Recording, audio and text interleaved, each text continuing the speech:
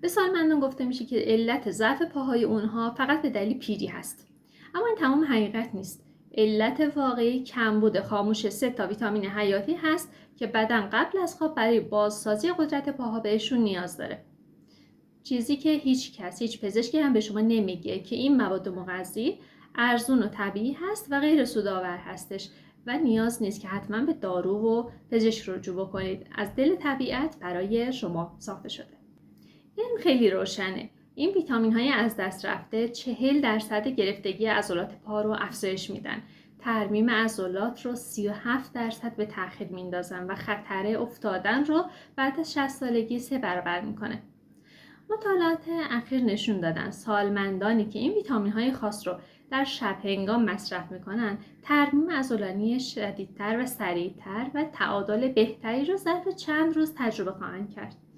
اطلاعات این ویدیو کاملا تحقیقاتی هستش و بهتون توصیه میکنم تا پایان ویدیو با من همراه باشید تا نکات اساسی رو برای تقویت پاهاتون بعد از 50 سالگی داشته باشید. ویتامین شماره 3 ویتامین B12 هست، همون ویتامین شبانه.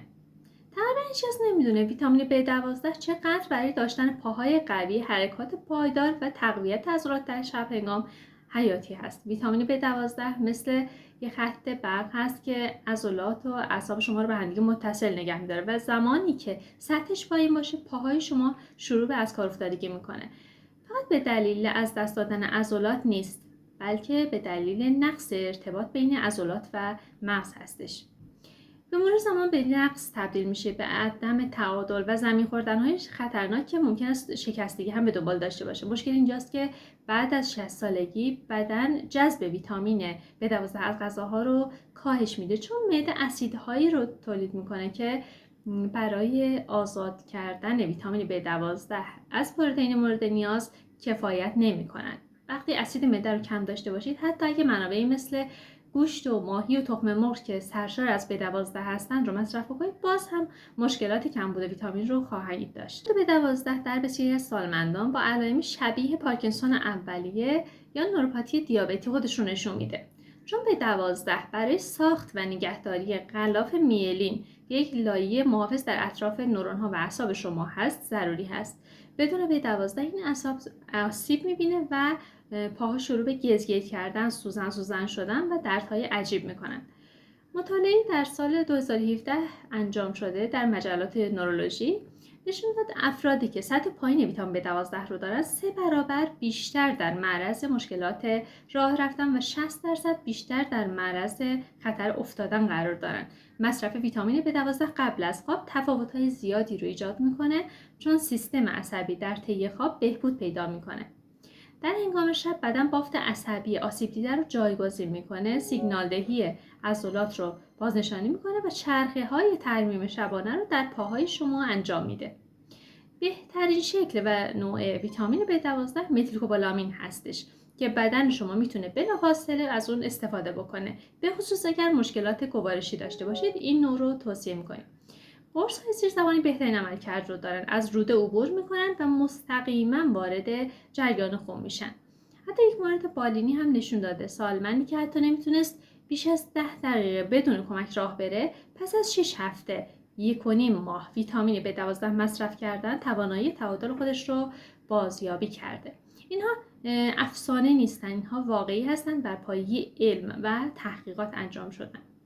شماره 2 ویتامین D3 هستش. به عنوان ویتامین آفتاب میشناسیمش و اکثر مردم فکر میکنن که فقط برای استخوان‌ها هستش، اما بعد از 60 سالگی به یکی از قدرتمندترین ابزارهای بدن شما برای حفاظت از عضلات به ویژه در پاها تبدیل میشه. بیش از 70% از سالمندان دچار کمبود ویتامین D3 هستند و اکثریتشون متاسفانه اطلاعی ندارن. D3 پایین منجر به پاهای ضعیف‌تر، ریکاوری عضلانی کندتر و افتادن‌های مکرر میشه متاسفانه. این ویتامین نقش مهمی در سنتز پروتئین‌های عضلانی داره، چیزی که بدنتون برای ساخت و ترمیم فیبرهای عضلانی ازش استفاده میکنه. بعد از 60 سالگی بدن ما با پدیده سارکوپنی یا از دست دادن عضلات مربوط به سن روبرو میشه و این باعث میشه رانها، ساق پا و باسن شروع به نازک شدن، آتروفی، از بین رفتن بکنن. محققان سالمندان با سطح دی3 پایین رو ردیابی کردن. دیدن افرادی که دی3 رو در شب مصرف کردن قدرت عضلانیشون خیلی بیشتر شده و 34% کمتر در دوره 3 ماهه زمین خوردگی دارن. دی3 فقط از استخوان‌ها حمایت نمی‌کنه، بلکه گیرنده‌های عصبی عضلانی رو فعال می‌کنه که باعث افزایش قدرت و پایداری میشه و این گیرنده‌ها در طول خواب عمیق، زمانی که هورمون‌های رشد آزاد میشن، فعال‌ترین هستند. سالمندانی که دچار کمبود دی3 هستند 2 برابر بیشتر دچار دردهای عضلانی میشن و کاهش قابل توجهی در ترمیم عضلاتشون دارن. عضلات طی کارهای روزمره ساخته نمیشن، بلکه در طی خواب ترمیم و ساخته میشن و بدون ویتامین دی3 متاسفانه نمیتونن به طور کامل بازسازی بشن. بعد از 60 سالگی پوست ما 75% کمتر ویتامین دی3 رو از نور خورشید تولید میکنه. به این معنا هستش که حتی اگه در فضای سبز راه برید هر روز و از نور خورشید استفاده بکنید، باز هم بدن شما دی3 کافی رو تولید نمیکنه. اکثر سالمندان از 2000 تا 4000 واحد بین‌المللی ویتامین دی3 باید مصرف کنن، اما دوز دقیق باید بر اساس سطوح خونی شما باشه. ویتامین دی3 میتونه کیفیت خواب شما رو با آروم کردن سیستم عصبی و کاهش گرفتگی پاها در شب بهبود ببخشه. اما ویتامین شماره 1 ویتامین کادو هست. این ویتامینی هستش که تقریبا هیچ سالمندی دربارش صحبت نمیکنه و اطلاعات ندارم متاسفانه. میتونه قدرتمندترین ماده مغذی برای بازسازی سریع قدرت پاهای شما باشه. کادو با ویتامین K خیلی فرق داره. K1 مربوط به لخته شدن خون هست. کادو در عمق عضلات اعصاب شما کار میکنه تا برای جلوگیری از ضعف عضلانیتون استفاده بشه. اگه بالای 60 سال هستید و پاهاتون ضعیف و دردناک و ناپایدار هست، اگه هنگام ایستادن زانوهاتون صدا نیاز به ویتامین کادو دارید. کادو مسئول ترانسفر کلسیم هستش. بهش میگه لازمه به استخوان‌های شما بره و اونها رو از رگ‌ها و مفاصل و بافت‌های نرم شما جدا نگه می‌داره. بدون ویتامین کادو کلسیم به مسیر اشتباه میره، رگ‌های خونی سفت میشن و در مفاصل شما تجمع پیدا میکنه و بافت نرم رو هم تبدیل به بافت سخت‌تر میکنه. به همین دلیل هست که بزرگسالان با کادو پایین اغلب همزمان با استخوان‌های ضعیف و پاهای سفت و دردناک رو تجربه میکنن، چون کلسیم اونها به جاهای اشتباهی رفته. کادو برای فعال کردن ژن‌های ترمیم عضلات هم حیاتی هستش. در یک مطالعه محققان روی افراد مسن ویتامین کادو روزانه دارن تغییرات در قدرت و عملکرد رو ردیابی کردن. تنها در 8 هفته یعنی 2 ماه شرکت کنندگان 21% افزایش قدرت در عضلات چهارسر ران و 31% بهبود در تعادل هنگام ایستادن رو نشون دادن و این آمار خیلی خوبی هست. کادو همچنین در کنار ویتامین دی3 همکاری میکنه. کلسیم رو دی3 وارد جریان خون شما میکنه و کادو اطمینان حاصل میکنه که کلسیم به استخوان‌های شما میرسه، نه به مفاصلتون یا به رگ‌هایتون. در واقع بدون کادو کافی دی3 میتونه مشکلاتی رو هم ایجاد بکنه و کلسیم رو بدون هدایت جابجا بکنه. به همین دلیل هست که سالمندانی که فقط ویتامین دی3 مصرف میکنن همچنان از بدتر شدن مفاصل و درد و سفتی اونها شکایت میکنن به دلیل کمبود ویتامین کادو هست.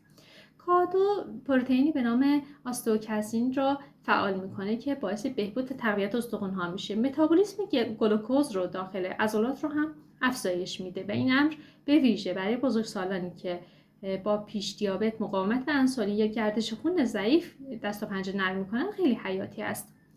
در یک کارآزمایی بالینی سالمندانی که کادو مصرف کردن کنترل بهتر قند خون و استقامت قوی‌تر پاها و عضلات را طی آزمایشات روزمره حرکتی نشون دادن. اگه قبل از خواب مصرف بشه از پر شدن گلیکوژن عضلانی در شب جلوگیری میکنه که روز بعد پاهای قوی‌تر بدون درد و یا خستگی رو خواهید داشت. کادو در رژیم‌های غذایی مدرن متاسفانه رایج نیست و بیشتر در غذاهای تخمیر شده مثل ناتو، پنیرهای کهنه و بعضی از گوشت‌ها یافت میشه. به طور خلاصه اشاره میکنم به مقدار مصرف و بدون خطر این 3 تا ویتامین. ویتامین B12 از نوع متیلکوبالامین 1000 میکروگرم، ویتامین D3 حداقل 2000 واحد بین الملل و ویتامین کادو دوز 100 تا 200 میکروگرم در روز.